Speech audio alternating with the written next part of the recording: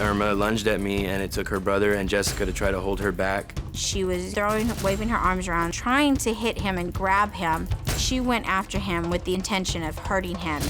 I was holding my son, trying to put him in the car seat for us to leave. And while I was doing that, her mother was screaming profanity at me in Spanish. She was saying just about every bad name you could think of. There's really no telling if he would have dropped the baby. I couldn't believe what I was seeing. It really made my jaw drop. Her emotions were just off the charts. I'm not afraid to confront him, especially when he does disrespect me. I get so angry that I literally want to go over there and just slap him.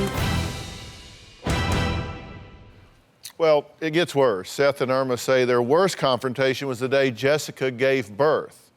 Their war actually began, you were just in the delivery room getting ready to do this, right? It was about 30 minutes before I actually had my Okay, so son. you two get in a fight over her? You're on opposite sides of the bed? Yeah, so you're I was there literally with in the middle. In the middle. Well, let's take a look. Everything changed the day that I delivered my first son, Deacon. Before the delivery, Jessica and I had decided as a family that we wanted to be in the room together, just us. As Jessica was going into labor, and her mom started yelling at me from across the bed. You're such an who do you think you are? I don't really quite recall what I might have said to Seth. I had my parents on my right side of me and Seth on my left side of me, and they were yelling at each other, and I was like in intense labor. I was hyperventilating. They did have to give me an oxygen mask. The baby's heartbeat was going up. The doctor was worried that there was going to be complications because of the stress, and so at that point, they asked her mother to leave the room.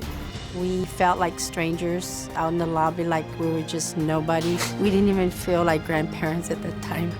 I do feel that Jessica's mom ruined the birth of my first son. Okay.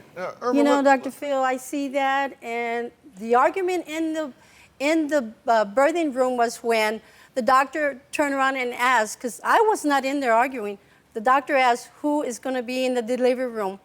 And that's what he said. And Seth answered. And that's when he said, just me and Jessica, which really surprised me because I really thought that they were going to let me do this. We had already brought it up before. it's not your call. I know it's not my call, Dr. At that Phil. time, at that moment, what you need to do is make a 180 and leave the room. And I you did. don't run your own agenda while your daughter is having a baby. Come on. Now, that is the ultimate of selfishness. I'm just telling you the truth. I'm telling you the truth, and I got a feeling all four of you are going to go home today mad at me, and that's okay, because I'm telling you, I think you're all acting like a bunch of children. I think you're all acting like a bunch of children.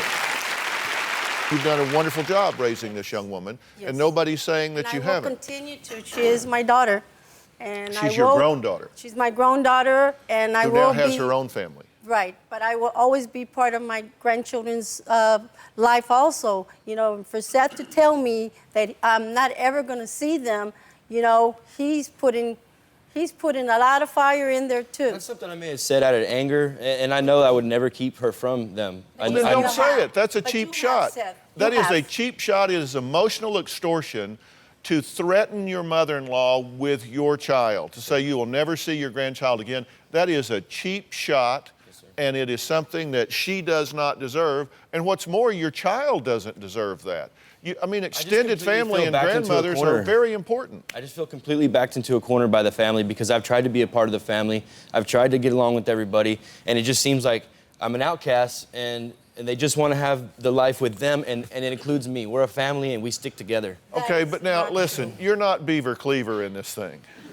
Never said I was. Okay, but I mean, you're not. When Seth and Jessica have a fight, she turns to her parents. Bad idea.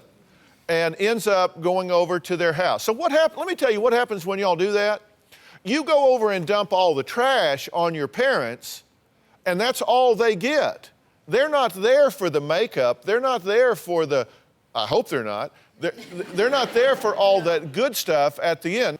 Do you have a story or a question for me? Click the link in the description and tell me what in the world is going on.